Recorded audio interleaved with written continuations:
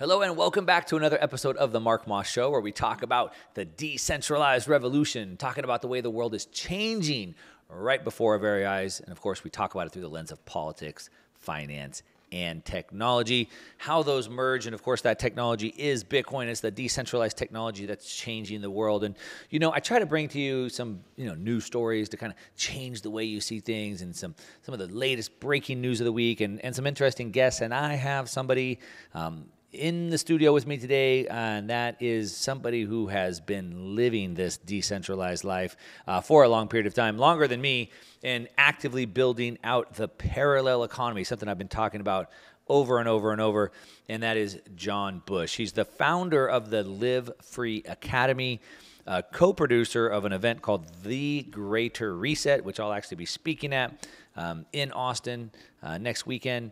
And he's also the co-founder of the Freedom Cell Network, which has over 35,000 freedom lovers working together and opting out of the system and building this parallel economy. Of course, last week I did a whole segment on the parallel economy, what it is, how important it is, how we do it, how we use it, how we build it, etc. If you missed that, go back and listen to that episode so you get the whole reference on what that is. We'll be talking about it more now. And of course, you can find that on my YouTube channel, Market Disruptors, or on the podcast. Just search Mark Moss Podcast. But anyway, John, thanks so much for joining me today. Yeah, thanks for having me. Yeah, man. So, what cool work you're doing. I talk about quite often how, the world's scary and it's uncertain, and a lot of people are feeling demoralized. I think that's intentionally done, so people don't want to act. And so people are like, well, why even bother? What can I do? And I'm constantly just, virtually wanting to slap people across the face and be like, come on, man, you're not a victim. Build the world you want. That's kind of what I say all the time. And that's basically what you're doing, right? I mean, you're helping organize people to go do something. Right? Go build the world they want. I mean, is that kind of how you see it or what you're doing? Yeah, for the most part, that sums it up pretty well. I've been doing activism for 20 years now, and the first chunk of that was focused on protesting and waking people up about the conspiracy taking place. And then I got involved pretty heavily in politics. And while we had what could be considered victories, we stopped police officers from being trained to do blood withdrawals on the side of the road in Austin. We helped institute privacy policies for these Department of Homeland Security fusion centers, which merge the FBI with the local police. But in reality, we were simply slowing the growth of tyranny. We weren't creating more freedom. That's when I shift my focus to what we like to call exit and build strategy. That's where you identify systems, institutions that aren't in alignment with your values of freedom, decentralization, bodily autonomy, right? We identify those systems, we exit those systems, and we build the alternatives. When I say exit, I mean completely opt out. So eventually one day we're all going to declare independence together wholeheartedly. But for some people, we need to build those systems first so as to clear the way for the peaceful opt-out without losing all our property or ending up in jail. So that's basically my life's mission, is to create an environment where free people can enjoy political autonomy and self-governance. That's a big goal. I want to dig into that. I have so many questions, but let's set the backstory up a little bit here. So you're from Texas. I believe you currently live on a farm, so you're probably kind of self-sustained. You got your family. At one point, you were, I think you've been living completely off the financial system on Bitcoin. I think at one point you were kind of traveling around the country in an RV. You live, like I said, live off the land kind of a thing. Kind of give us a little bit of a backstory, and then let's dig back into that exit and build strategy. Sure. So I got involved with this whole world after watching a documentary by Alex Jones in Austin on cable access. It's called 9/11 Road to Tyranny. And so I was a big Alex Jones fan back in the day, but he kind of went a little far right and kind of reactive for my tastes. But anyway, that was a big eye-opener, and I was like, wow, what they're telling us about this whole 9/11 event that's had such an impact on so many people, a lot of it is total BS. And so that kind of led me down the rabbit hole of researching Council on Foreign Relations, Trilateral Commission, all this stuff. I got involved in the American Civil Liberties Union on campus to push back on, dissent, them trying to limit our free speech on campus, pushing back against the war and stuff. And then I learned about Ron Paul in 2007, 2008 for his presidential campaign. I actually got to interview him recently for this homeschool summit that we did. That was quite the privilege and honor. But I learned about libertarianism, and of course, Ron Paul didn't win the presidential campaign in 2008. The world would probably be a different place had he. But we managed to find around 900 to 1,000, 1,100 people in Austin that were all libertarians. Some of them were constitutional conservative types, but some of them were radical libertarians, later turning into voluntarists, right? Those are folks that believe all human relationships should be voluntary. Well, like I said, concept. we what got... a concept, right? What's that? I said, what a concept. Yeah, what a right? concept. Who would have thought? We own our bodies and deserve self-respect. But anyway, we got really involved in local politics. We started a political action committee called Texans for Accountable Government, which is still around to this day. And I was very passionate about it. And we'd show up to city council. We'd actually have legislation authored by friendly council members, friendly legislatures in the Texas Ledge. But like I said, I started to learn about libertarianism, and then I learned about this guy, Murray Rothbard, who talks about anarcho-capitalism. And then from him, I learned about Samuel Edward Konkin and this philosophy, more of a strategy of agorism, revolutionary market anarchism. This is some of the philosophical underpinnings of parallel economies. He called it the counter economy, right? And so simultaneously, I'm learning about true freedom, about how we ought to coexist with our fellow human beings, about how systems need to be decentralized in order for them to be more just. And I was still banging my head against the wall, shouting at government buildings, having these minor victories that weren't really even a step forward. We were just slowing the steps back that we were taking towards tyranny. So I started to experiment with the creation of what I used to call parallel institutions, alternative institutions, parallel economies, counter economy, whatever you want to call it. We would encourage people to trade with silver dimes. So we'd go to farmers markets and talk to all the vendors and say, hey, would you guys consider accepting silver dimes? Did you know they're 90% silver and it still has that sound money there? Most people just thought we were kind of ridiculous, but every once in a while you come across an old farmer and they're like, oh yeah, anything we can do to stick it to the Federal Reserve. So I thought that was pretty cool. But that was before I learned about Bitcoin. I learned about Bitcoin 2012 or so. Actually, in 2011, somebody told me I should mine Bitcoin using my laptop. That's when you could pop out 50 Bitcoin every approximately 10 minutes. And wow. I'll never forget, I responded and said, I'm really busy right now. Maybe when I set some time aside to learn about it. So that was a valuable lesson that everybody should at least reserve some brain power to take advantage of an opportunity if it gets put in front of you. But when we learned more about Bitcoin, it really became clear, like, this is a technology that's very liberating. Now, of course, back then we thought that it would end the Fed, but really these central bankers are pretty dastardly in that now they're leveraging some blockchain technology for some of their central bank digital currency schemes. But nonetheless, this really just started the pursuit of creating freedom now. Not waiting for politicians to do the right thing, not waiting for 50% plus one of the voting public to come around to the ideas of freedom, but asking ourselves, what can we do right now in this moment to create more freedom for ourselves, our children, and the future generations to come? And it was around this time also I had this idea for the Freedom Cell Network.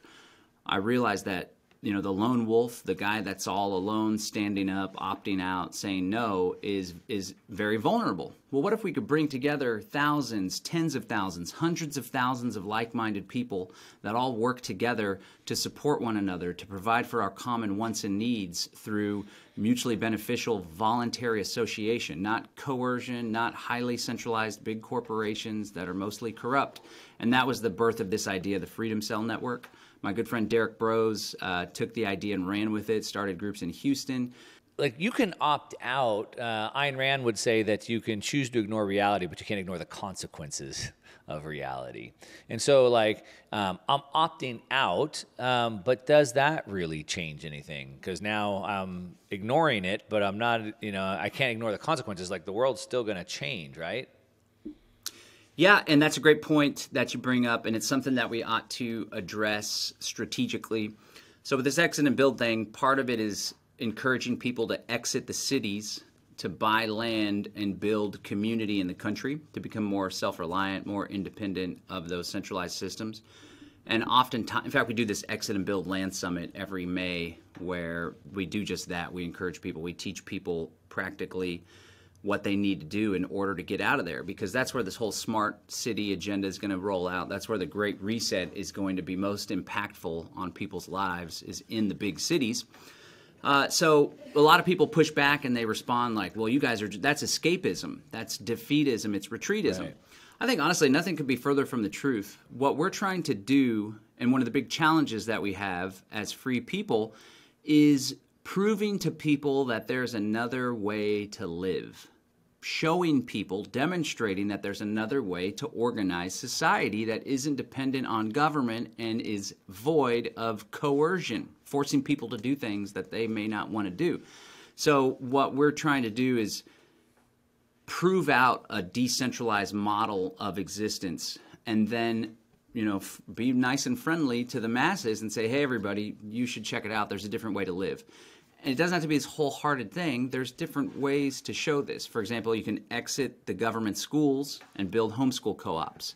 You can exit a reliance or dependence on the banks and credit cards and build out decentralized financial networks using Bitcoin, right? You can exit your dependence on the pharmaceutical industrial complex, eat better, exercise, have a less stress life, and visit natural health practitioners. So it's all of these different things that I believe are going to lead to a higher quality of life. And somebody you can exit mainstream media and start your own media outlet channels like we're on right now. That's right. Yeah. Yep. And so, yeah, we're not just necessarily ignoring politics or thinking it's going to escape, but it's my belief if enough of us hop on board with this exit and build strategy, if enough of us help and start utilizing the parallel economies, then maybe someday the masses will see us over here happy, playing with our kids, in the best health, experiencing true wealth and abundance, and they'll want a piece of the action and they'll come join us.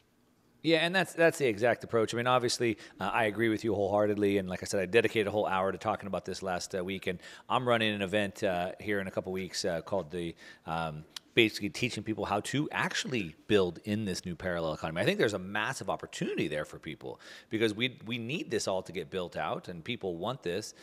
And that's Market Disruptors Virtual. You can check that out, marketdisruptorsvirtual.com. But I think there's a huge opportunity. So I agree with you there. I was just curious, kind of what your take was on that. Now, the land summit, that's pretty cool. I like that. And then the Greater Reset. You're doing a lot of things here. Let's talk about this Greater Reset event for a minute.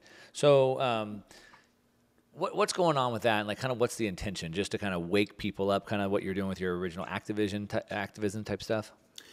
Sure. So my good friend and cohort Derek Burrows, we worked together. We worked together with the Freedom Cell stuff. When we first started learning a whole lot about this Great Reset agenda, we recognized there's a lot of people that are kind of freaking out, writing articles about it, watching documentaries about it. And for those not familiar, I'm sure most of your audience is aware of the Great Reset. It's this effort by the World Economic Forum to centralize, to merge biology and technology, basically to reshape life as we know it. It's really all about control. And capitalism, yeah. Stakeholder capitalism. It's just all control. I like to call it the New World Order 2.0. And the technology does exist for this to, be pretty bad for future generations if we allow it to fully come to fruition. But nonetheless, we said, what if we put together this event and instead of just complaining and whining about it, we helped to empower people.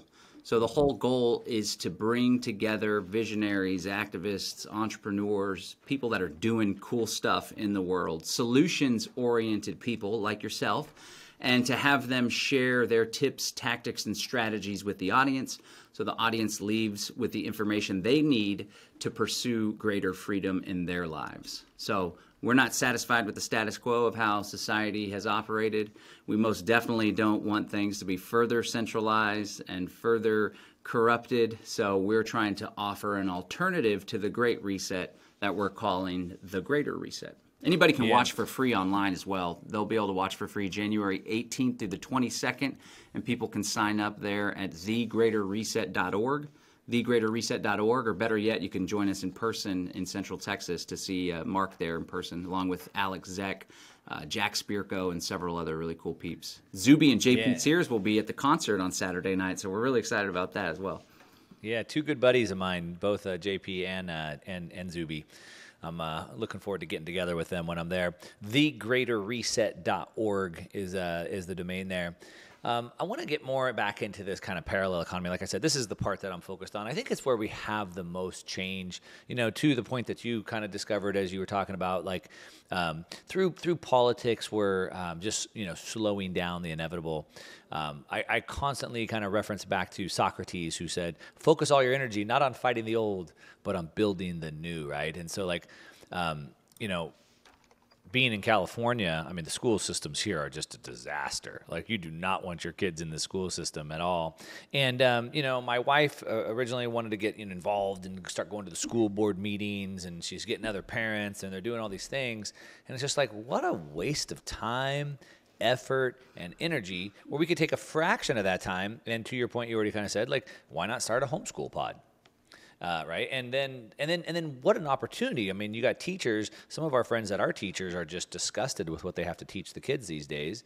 And they're making whatever, 50, 60,000 a year. You could grab 10 students and make more money just doing a homeschool pod than you could being a teacher, And so there's an opportunity to make money, and you have an opportunity to change the world at the same time. Let's dig more into this parallel economy. It's just so exciting. So, politics is a waste of time and effort and energy. You're only slowing it down.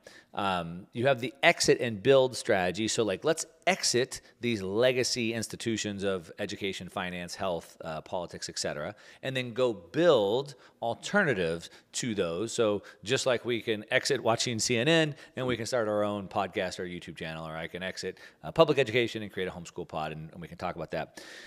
But while that helps the people that participate in it, and while it also helps maybe cushion the blow for the inevitable collapse that's probably coming, how do you see it actually changing the system, doing good as opposed to, you call it escapism, whatever. So how does it actually create change that way? Well, my views have evolved and my strategy is ever changing, although I'm pretty sure this exit and build thing is the way, right? Like the Mandalorian, this is the way. But is that through just getting so many people to escape the one system and then into a new system? So if I'm here at my studio and I got a bunch of people here and I'm like, hey, you're too loud, you go outside, and hey, I don't like you, you go outside. And eventually I kick so many people outside that I have no control over them because now they have their own event going. And is it more like that? Well, basically, I'm not interested in saving everybody. And I'm a compassionate person, but most of the public in this world, especially in the United States of America, they don't want the freedom that I'm seeking. So our hope is to find enough people, and I believe enough of us are already out there, if we just simply shifted our focus away from the reactionary nature of politics and social media towards the proactive exit and build strategy, working together with other people. I do believe we can achieve liberty in our lifetime, or at least we can set the stage for our children, or perhaps one generation beyond our children, to experience real freedom. It's going to take strength in numbers. We've already assembled over 35,000 people, many of whom are working together. Many of them are already opted out completely. My friend Derek lives in Mexico. He doesn't pay taxes. He doesn't have bank accounts. He exists solely on cryptocurrency. So it's possible. It's just going to take time, and I want to encourage people to adopt the long view of history and not to expect us to do this overnight. The faster that you do it with the true opt-out, which is true independence, which in some cases you may have to defy some of these unjust laws, the more risk you put yourself at. So I'm after a slow, methodical, gradual building of the systems and the institutions necessary to insulate us from harm once we do inevitably declare our independence. But like I said, not everybody wants to go along. People are frightened to death of the personal responsibility that comes with true freedom. I don't want to take away the comfort that they may find in government. Yeah. So we're really just looking out for people that think like we do. And again, hopefully we're able to create an alternative system that's appealing to those people because they see how happy, healthy, and prosperous we are. Yeah, and that's such a great thing. It's like, and that's really, I think, the difference between the two models is like, let me go model this for you, and hopefully it's attractive enough that you want to join. Versus politics wants to force you to comply, right? And that's the difference. Like, we're not trying to force anybody into anything, but like, hey, let's go show you this model that might be attractive. The other thing I would say is, of course, I agree with you on the fact that not everybody wants this, and so. Samuel Adams said it doesn't take a majority to prevail, rather a small irate minority. And so we have to understand that the majority, the masses, they don't know what they want. They don't think about it. They don't care about it. They just go along with whatever. In Dr. Matthias Desmet's work on the mass formation psychosis, he talks about how there's 30% of the people that are just going to go along with whatever, and then 30% of the bottom that will always resist it. And there's that 40% in the middle. And so, if you look at the revolution of the United States, the American Revolution, it was a very small minority that pushed that revolution. And so I look at it like, to your point, most people aren't paying attention. Most people don't care. Most people don't want it. But we can go do this for the masses, right? I think we can influence it. But I would say the way that I view it is maybe a little bit bigger in a sense where obviously I agree with you, but it's not just escapism. The way I see it is that, I agree that voting at the polls is a waste of time. But I do believe the most important vote we have is with our money. Mm-hmm. Maybe our feet as well, right? So California has a mass exodus. Florida is the main beneficiary, for example. We can vote with our feet. Tesla left California, they went to Texas. So voting with your feet, but also voting with your money. And so what I'm seeing, and I'm super, super positive about, is like BlackRock, evil empire, if you will, right? Taking all these people's pensions and then basically using it against them, right? Pushing ESG policies and things like that. And now I think we have 6 states that have pulled all their money away from BlackRock. And now like 18 states are suing banks over ESG policies. And now BlackRock's on the defensive, right? Now they're like putting out PR. Whoa. We're not as evil as you think we are. Now Vanguard, the number 2 pension fund, said they've now abandoned their entire net zero goals, right? And so just look at, we have corporations that really affect more change than policies potentially, right? So we have, the Coca-Colas and the Disneys that have gone woke, and they're listening to the Twitter mob, if you will. But when customers actually start pulling money away from them, that's when they'll really change. And so if we can pull money away from BlackRock, they'll be forced to change. If we can pull money away from T-Mobile and go to My Patriot Mobile, T-Mobile will be changed. And so I think by opting out, by taking our money with us, I think it can make massive change. I think it can happen actually really quickly. Yeah, I'm with you for sure. And money talks. Money, there's a lot of power in money and where people put their money. So it's up to each and every one of us to do everything we can to live as consistently with our values as possible. I'm a big fan of conscious lifestyle design. So becoming aware of what pieces, what components of our life we are not in alignment with our integrity. And of course, the type of corporations you do business with has a lot to do with that. So, but again, against politics, this is like a culture change that's happening. And so I do see value in waking people up, communication, having outlets like you do with this radio show, social media promotion to try to shift the culture. And then oftentimes the businesses follow, and then ultimately politics follows beyond that. But what we're trying to do is I'm a very impatient guy as far as what I'm spending my time on. I do see that it's going to take a long term, but there's certain shortcuts we can take to experience greater freedom and prosperity in our lives right now. And hopefully enough of us are starting to get this. I think COVID kind of awakened a sleeping giant, to be honest. I think they overplayed their hand, and now there's more and more people that are questioning things, seeing the ESG scam, concerned about the central bank digital currencies than ever before. Yeah, I want to talk about that. As I've kind of said, and I say every week on my show, is that it's really technology that changes the world more than anything. If you look back through thousands of years of history, small little technological shifts create massive change. The printing press. The printing press, obviously a big one, and there's lots of them. I mean, you can look at even like a little one, like, forever we've had horses. In the Roman Empire, they rode horses and got off to fight, and then they invented a stirrup. And then because of the stirrup, now they could actually fight on the horse. And that allowed the entire feudal system to get built up, because now a knight on a horse could now handle 100 serfs, right? But then 1500, you had the gunpowder revolution, and now one serf could take out 100 knights. And like that one technological shift changed the world. And I believe Bitcoin is doing that. But also we have CBDCs. And so we have technology, social credit score systems, health passport, checkpoints. And the CBDCs appear to be the last piece they need to bring all that together. So let's talk about the CBDCs, what you think about that, and is that the piece that ties this all together? Yeah, so those three pieces, the social credit score system, vaccine passport, which was really like a control of your freedom of movement. And of course, they're trying to implement the World Economic Forum's pushing this personal carbon allowance. So like every month you're allowed a certain number of carbon credits, right? I think that's what they'll use the vaccine passport infrastructure for. And then, of course, the central bank digital currencies. And I think the piece that's missing there is the digital ID. It'll tie together for this. I wish I could say trifecta, but there's four pieces. I don't know what word to use for that. Quadfecta. There you go. And I think it's a lot of problems if all of that gets implemented. And like I said, I've been studying this conspiracy for 20 years.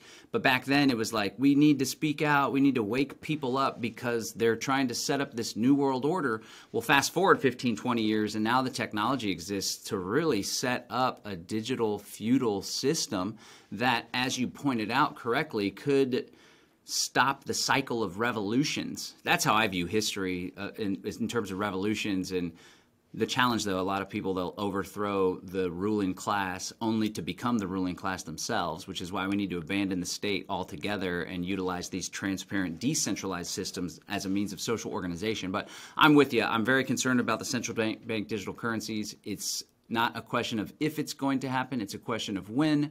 So one thing I'm trying to teach my community is some proactive steps we can all take now, Bitcoin being a huge piece, so we can preemptively opt out of that matrix system. I don't know what we're going to do about the income tax and property tax, because those most definitely you're going to be forced to pay those in these stinking CBDCs. But other than that, we can start building these parallel economies now in order to already have trade relationships with other people that are looking to reject this system. And why do you look at, a lot of people think that, fiat money has run its course. We got $31 trillion in debt. We've, hundreds of trillions of dollars of fiat currency has been created. It's created all these distortions and inflation and social economic problems, et cetera. And we're at the end of this 100-year sovereign debt bubble. And, fiat money is dying, which it always does, always trends back to zero. And the governments are going to save everything. They're going to move us onto a CBDC system. And I'm like, it's still fiat currency. There's nothing different. And over 80% of all transactions are done digitally anyway. I hate to admit, I don't carry a lot of cash. I just use my debit cards and credit cards, right? So we're already using digital. And so is the CBDC any different? Well, the big difference, of course, is that it's going to be programmable. So there's like smart contract technology that'll be utilized. Not all CBDCs are even going to be blockchain technology. They're most definitely not going to be decentralized. So I think there's a bit of a misnomer with a lot of people's thinking on that front. But the big difference is the ability to track and surveil. So now if you use your credit card and debit card for everything, sure, Visa, Bank of America, they are able to keep tabs, but it's not centralized. And if the federal government wanted to come snoop in your transactions, they would at least have to do a little bit of work, maybe a subpoena here or there, or just backdoor into whatever major institution or whatever tech company, right? But with the central bank digital currencies, it's possible that they circumvent commercial banks altogether, and there's a direct relationship between the Fed, which is like evil, enemy number one, the evil empire, and the individual. And then on top of that, the programmable nature. They do not have the ability at this point to issue reverse interest rates to try to stimulate the economy. So that's like if we're having a slow economic quarter, for example, they'll all of a sudden put a little ticker on your money. So maybe every day it loses a percentage of its value or something. This is already happening with inflation, but it'll be a little more public and in your face. And then, of course, as we saw with the Canadian trucker movement, this freedom convoy, even people that didn't participate, they simply contributed financially to a peaceful freedom movement. They were locked out of their banks. And so I think the central bank digital currency, coupled with the digital ID, coupled with the social credit score, coupled with this vaccine passport infrastructure, Checkpoint Charlie Society, it's been called, that will make it a lot easier to control people and to give them a disincentive to speaking out against the status quo. That's my big concern, and that's not something that they can do so easily now. Yeah. Yeah. I mean, the programmable money piece is not to be overlooked, right? So to your point, I mean, with enough, subpoenas or just whatever backdoor snooping, they can kind of get access to the information. It's not super easy versus programming it up front. So you already mentioned some of these carbon score tracking things. So like MasterCard's working on ways that they can track your carbon score. So, you're only allotted so much carbon score.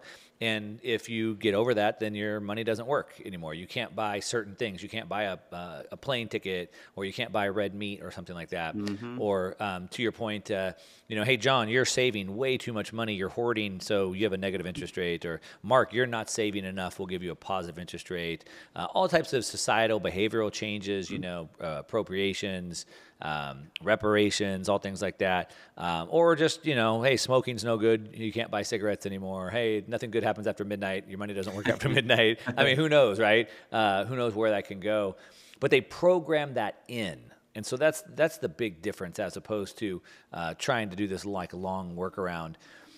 Would you say that CBDCs are a threat to Bitcoin? Yeah, so I honestly think the CBDC thing has been accelerated because Bitcoin and cryptocurrency are growing so rapidly. So there is a chance that they further escalate their efforts to regulate, if not prohibit Bitcoin. Now, a lot of people are they're falsely believing they're just going to ban Bitcoin, therefore I'm not going to get involved. And in fact, I think a lot of people make excuses about Bitcoin because they feel insecure about their technological capabilities. And so they'll just say, like, they'll shut the internet down or EMP, or they'll just make it illegal. Of course, we have to take into account that there's governments that are competing with one another, right? So if Bitcoin is made illegal in the United States of America, all of the industry, innovation, and taxing opportunity will be exported to Europe or wherever, although Europe seems a lot more hostile to Bitcoin anyway. So to answer your question, I think it'd be a big challenge for the CBDC system if Bitcoin continues to operate outside of that system. But it's up to each and every one of us to do what we can to grow that network right now. Yeah. Great. All right. I think that CBDCs will help Bitcoin adoption because people will see the contrast and want to jump onto it. We'll have to see. You're listening to the Mark Moss Show. I've been in studio with John Busch. We're talking about the Greater Reset event I'm going to be speaking at. Check it out, greaterreset.org. Also, check out Market Disruptors virtual.com for an event I'm doing. And we'll put links to all John's stuff in the show notes. That's what we got. Thanks so much for listening.